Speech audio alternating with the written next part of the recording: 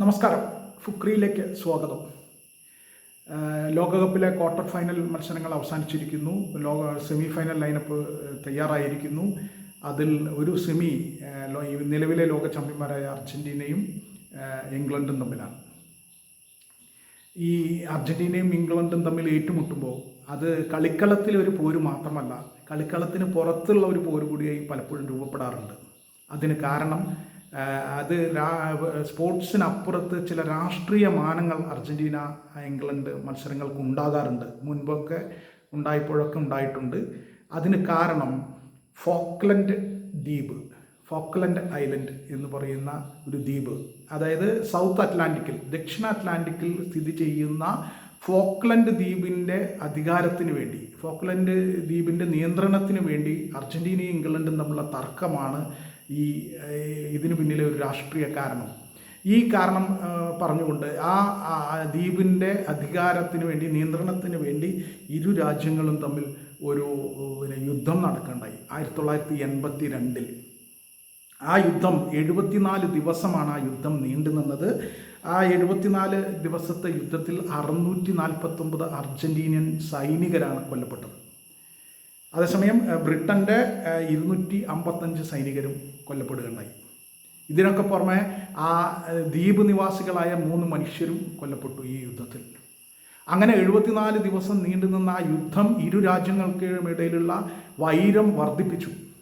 അതിപ്പോഴും ആ ദ്വീപുമായി ബന്ധപ്പെട്ട അതിൻ്റെ നിയന്ത്രണത്തിന് വേണ്ടിയുള്ള ഒരു മേൽക്കൈ നേടാനും മറ്റുമായിട്ടുള്ള ഒരു യുദ്ധം, ഒരു തർക്കം നിലനിൽക്കുന്നു.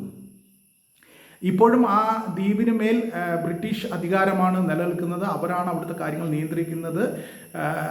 എന്നാൽ അർജൻറ്റീന ഇതുമായി ബന്ധപ്പെട്ട് നിരന്തരം യുണൈറ്റഡ് നേഷൻസ് UN പരാതി സമർപ്പിക്കുകയും അതിനുമേലുള്ള നിയന്ത്രണം കിട്ടണമെന്ന് ആവശ്യപ്പെടുകയും ഒക്കെ ചെയ്യുന്നുണ്ട്. ഇതിങ്ങനെ നിരന്തരമായി പുറത്ത് നടന്നുകൊണ്ടിരിക്കുന്നുണ്ട്. അതുകൊണ്ട് തന്നെ എന്നൊക്കെ അർജൻറ്റീനയും ഇംഗ്ലണ്ടും തമ്മിൽ ഒരു മത്സരമോ സ്പോർട്സുമായി ബന്ധപ്പെട്ട് എന്തെങ്കിലും ഒരു ഏറ്റുമുട്ടലോ നടക്കുകയാണെങ്കിൽ അപ്പോൾ ഈ ഫോക്ലൻഡ് ദ്വീപിൻ്റെ പ്രശ്നം ഉയർന്നു വരാറുണ്ട്. പൊതുവെ 2002 ആണ് അവസാനമായി ലോകകപ്പിൽ അർജൻറ്റീനയും ഇംഗ്ലണ്ടും തമ്മിൽ ഏറ്റുമുട്ടിയത്. അന്ന് ഇംഗ്ലണ്ടാണ് ജയിച്ചത് 1 ഗോളിന്. അന്നും ഇതേപോലെ 24 വർഷം മുമ്പ് അവസാനമായി ഏറ്റുമുട്ടുമ്പോഴും ഫോക്ലൻഡ് ദ്വീപുകൾ വാർത്തയിൽ നിറഞ്ഞു നിന്നിരുന്നു. അർജൻറ്റീനയും ഇംഗ്ലണ്ടും തമ്മിൽ ഒരു സ്പോർട്സിലാണെങ്കിൽ എന്തിലാണെങ്കിലും ഒരു പോര് വരികയാണെങ്കിൽ അപ്പോൾ ഈ ഫോക്ലൻഡ് വിവാദം പൊങ്ങി വരും. ഫോക്ലൻഡ് ദ്വീപിന് മേലുള്ള അധികാര തർക്കമാണത്. ആ അധികാര തർക്കം ഇപ്പോഴും തുടരുന്നു ഇരു രാജ്യങ്ങളും എന്നുള്ളതാണ് അതിൻ്റെ ഒരു യാഥാർത്ഥ്യം. അത് ഇപ്പോഴും ലോകവേദികളിൽ ഉയർത്തപ്പെടുന്നുണ്ട് എന്നുള്ളതാണ്. എന്തായാലും വീണ്ടും ഒരിക്കൽ കൂടി ഇപ്പോൾ 1962, 66 ലോകകപ്പുകളിലെല്ലാം ഇംഗ്ലണ്ട് അർജൻറ്റീന മത്സരങ്ങൾ ഉണ്ടായിട്ടുണ്ട് ലോകകപ്പിൽ. അന്നൊക്കെ അതിൽ സ്വാഭാവികമായിട്ടുള്ള ഒരു പോരും ഉണ്ടായിട്ടുണ്ട്. പക്ഷേ 82 ശേഷമാണ് ഇതിൻ്റെ മൈതാനത്തിനകത്തുള്ള മാനത്തിനപ്പുറത്ത് മൈതാനത്തിന് പുറത്തുള്ള രാഷ്ട്രീയ കാരണങ്ങളുടെ മാനങ്ങൾ കൂടി ആ പോരാട്ടത്തിന് വരുന്നു. അർജൻറ്റീന ഇംഗ്ലണ്ട് മത്സരങ്ങൾക്ക് വരുന്നു എന്നുള്ളതാണ്. 86 അർജൻറ്റീനയും ഇംഗ്ലണ്ടും തമ്മിൽ ഏറ്റുമുട്ടിയപ്പോഴാണ് വിവാദത്തിൻ്റെ അങ്ങേ അറ്റം പോയ വിഷയങ്ങളുണ്ടായത്. അന്നാണ് മറഡോണ ഹാൻഡ് ഓഫ് ഗോഡ്, ദൈവത്തിൻ്റെ കൈ എന്ന് വിശേഷിപ്പിച്ച ആ ഗോൾ പിറന്നത്. അതിനുശേഷം വിശ്വവിഖ്യാതമായ ഒരു ഗോളും ലോക ഫുട്ബോൾ ചരിത്രത്തിൻ്റെ എക്കാലത്തെയും മികച്ച ഗോളായി അംഗീകരിക്കപ്പെടുന്ന ഒരു ഗോളും മറഡോണ അടിച്ചിട്ടുണ്ടായിരുന്നു. അങ്ങനെ ആ മത്സരം വലിയ വിവാദമാണ്. ഇന്നും ആ വിവാദം അങ്ങനെ നിലനിൽക്കുന്നുണ്ട്.